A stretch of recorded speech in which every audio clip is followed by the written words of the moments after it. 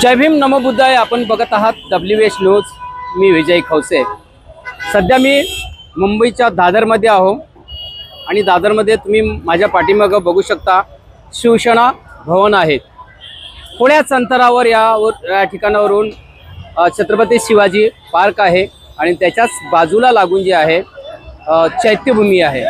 म्हणजे आजचा दिवस हा 6 डिसेंबरचा दिवस आहे आणि आजच्या दिवशी म्हणजे 6 डिसेंबर 1956 हा महामानव विश्वरत्न क्रांतीसूर्य डॉक्टर बाबासाहेब आंबेडकर यांचं महापरिनिर्वाण झालं आणि डॉक्टर बाबासाहेब आंबेडकरांना चैत्यभूमी या ठिकाणी मुखाग्नी देण्यात आली। आज हा दादरचा जो परिसर आहे, मी तुम्हाला सांगू इच्छितो की दादरचा हा संपूर्ण परिसर जो आहे हा भीमसागराने लोटला आहे, वाहून गेलेला आहे। जिकडे जाल तिकडे तुम्हाला भीम सैनिक दिसतील, भीम अनुयायी दिसतील, बौद्ध उपासक उपासिका दिसतील। संपूर्ण देशभरातून जे आहे ते या ठिकाणी बाबासाहेब आंबेडकर यांना नतमस्तक होण्यासाठी आलेले आहे। 4 म्हणजे 1 तारखेपासूनच मुंबईची दादर नगरी जी आहे फुललेली आहे आणि काल 5 तारीख होती, आज 6 तारीख आहे।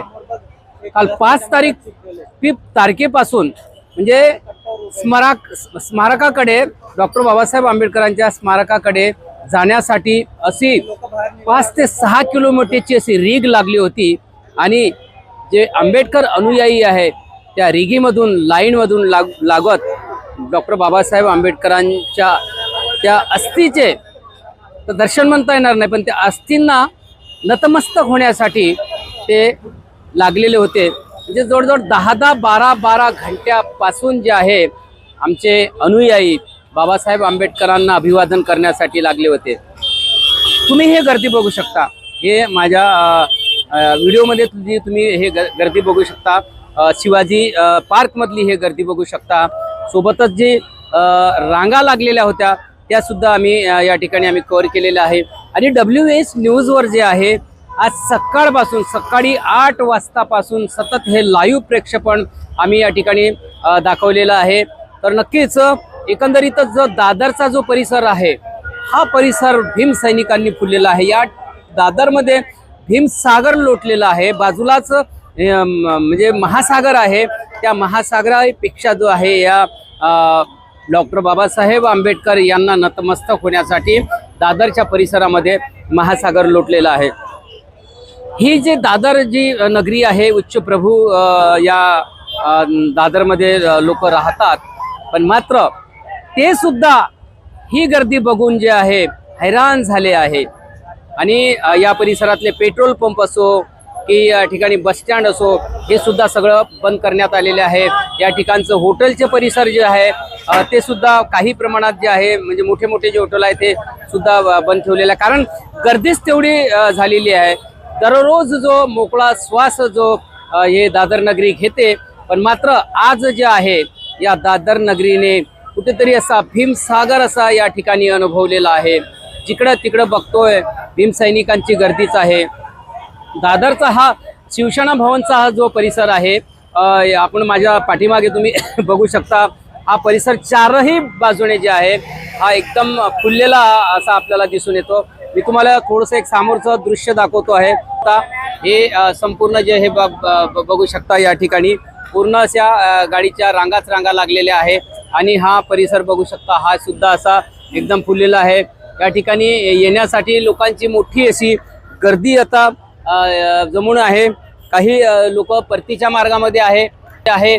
आताही जे आहे ते म्हणजे दादरच्या दिशेने चैत्यभूमीच्या दिशेने येताना आपल्याला दिसत आहे। त्यामुळे अशी मोठी अशी तुफान जे भीड आहे, गर्दी आहे या दादर म्हणजे आहे चैत्यभूमीवर आहे।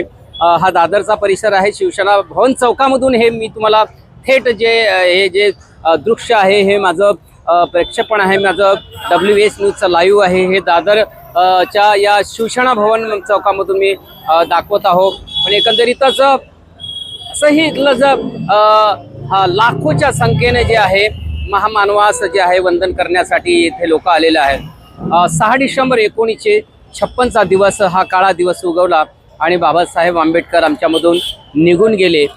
याच दिवशी म्हणजे 6 डिसेंबर 1956 दिवशी जे आहे जेव्हा दिल्लीवरून डॉक्टर बाबासाहेब आंबेडकरांचं शव या दादर या ठिकाणी आणण्यात आलं, राजगृहाला ठेवण्यात आलं, तिथून मग चैत्यभूमीला त्यांना मुखाग्नी देण्यात आली।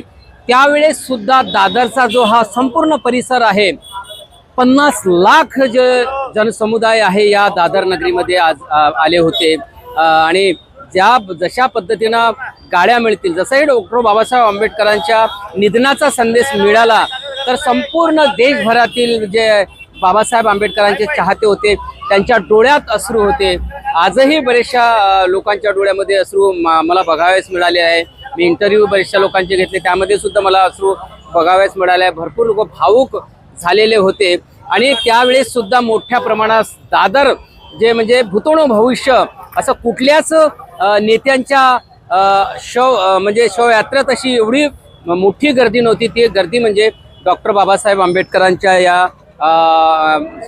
तेव्हा होती, 6 डिसेंबरला होती। तुम्ही शिवसेना भवन माझ्या पाठीमागं बघू शकता। हे बाळासाहेब ठाकरे सुद्धा या ठिकाणी बसायचे, ते या ठिकाणावरूनच आपली हाक शिवसेनेची देत होते। जेव्हा बाळासाहेब ठाकरे यांचं निधन झालं त्याही वेळेस सुद्धा आम्ही ती गर्दी अनुभवली। तेव्हा सुद्धा अशी गर्दी होती। म्हणजे डॉक्टर बाबासाहेब आंबेडकरांच्या नंतर जर या दादरमध्ये जर कोणी गर्दी अनुभवली असेल तर त्यावेळेस बाळासाहेब ठाकरे यांच्या निधनाने ती गर्दी बघितली। त्यांना बाळासाहेब ठाकरे यांना श्रद्धांजली देण्यासाठी सुद्धा संपूर्ण महाराष्ट्राभरचे लोक या ठिकाणी आले होते। आणि आजचा दिवस जो आहे तो 6 डिसेंबरचा दिवस आहे। आजच्या दिनी महामानव क्रांती सूर्य विश्वरत्न डॉक्टर बाबासाहेब आंबेडकर यांचं महापरिनिर्वाण झालं होतं आणि तेव्हापासून आज 69 वर्ष झालेले आहे। 69 वर्षापर्यंत जी आहे गर्दी जी आहे अनुयायांची ती गर्दी जशीच्या तशीच आहे। आता तर पूर्वी महाराष्ट्रातलेच लोक यायचे, पण आता संपूर्ण देशभरातून लोक येतात। देशभरातूनच नाही तर विदेशातून सुद्धा डॉक्टर बाबासाहेबांना नतमस्तक होण्यासाठी या ठिकाणवरून येतात। म्हणजे देश विदेशातून जे आहे लोक येतात। विशेष करून छत्रपती शिवाजी जे पार्क आहे ते पार्क अगदी आता फुलून गेलेलं आहे। पार्कमध्ये पाय ठेवण्यासाठी त्या ठिकाणी जागा नाही आहे। ही गर्दी तुम्ही बघू शकता। म्हणजे एवढी मोठी गर्दी जी आहे ती संपूर्ण गर्दी जी आहे ही बाबासाहेब आंबेडकरांना मानणारी ती गर्दी आहे। अनेकांचं मत एवढं पडलं की जशी गर्दी इथं न बोलावल्याने येतात तशीच जी आहे ही एकता जी आहे या समाजामध्ये एकता कायम असायला पाहिजे, असं सुद्धा भावना बरेचशा लोकांनी या ठिकाणी व्यक्त केल्या। कुठल्याही प्रकारचं कुठलीही अनहोनी न होता शिस्त पद्धतीने या ठिकाणी जे व्यवस्था केलेली आहे बृहन्मुंबई महानगरपालिकेने, ते व्यवस्था सुद्धा खूप सुंदर अशी व्यवस्था त्यांनी केलेली आहे। बुक स्टॉल जे आहे ते सुद्धा चांगले आहे। राहण्यासाठी इथे जे आमचे आंबेडकर अनुयायी येतात त्यांच्या राहण्यासाठी सुद्धा खूप अशी छान व्यवस्था केलेली आहे। डोम टाकून त्याच्यामध्ये पंखे LED लावून जे आहे ती व्यवस्था करण्यात आली।